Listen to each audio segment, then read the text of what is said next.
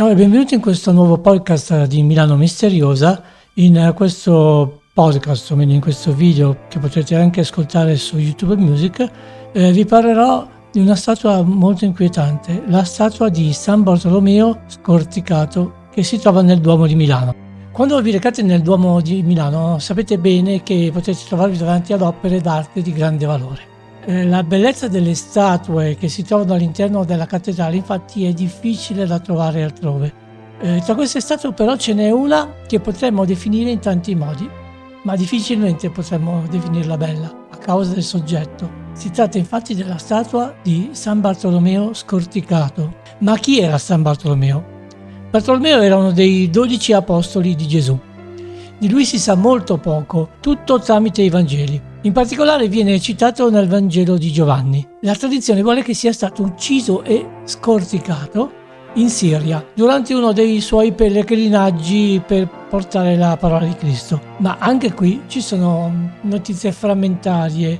Altri infatti collocano la sua morte nell'attuale Azerbaigian. L'autore della statua, questa particolare e lasciatemelo dire macabra opera, è stata realizzata da Marco d'Agrate, uno scultore nato nel 1504 e morto all'incirca all'età di 50 anni.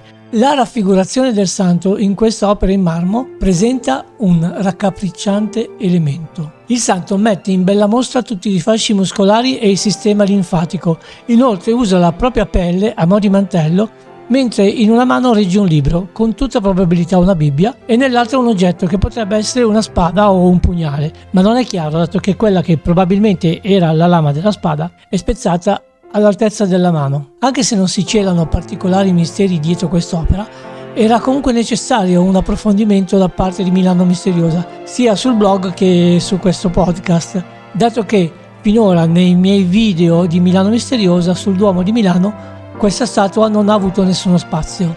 Se andate a visitare il Duomo, non mancate di andare a trovare San Bartolomeo. Lo troverete nel braccio destro del transetto, vicino all'uscita laterale. Sono sicuro che ne rimarrete talmente colpiti da voler tornare a rivedere questa statua più volte. Bene, se questo video di YouTube o podcast, come preferisco chiamarlo, vi è piaciuto, iscrivetevi al canale YouTube e guardate tutti gli altri video di Milano Misteriosa. Ciao e grazie per avermi seguito fino a qui.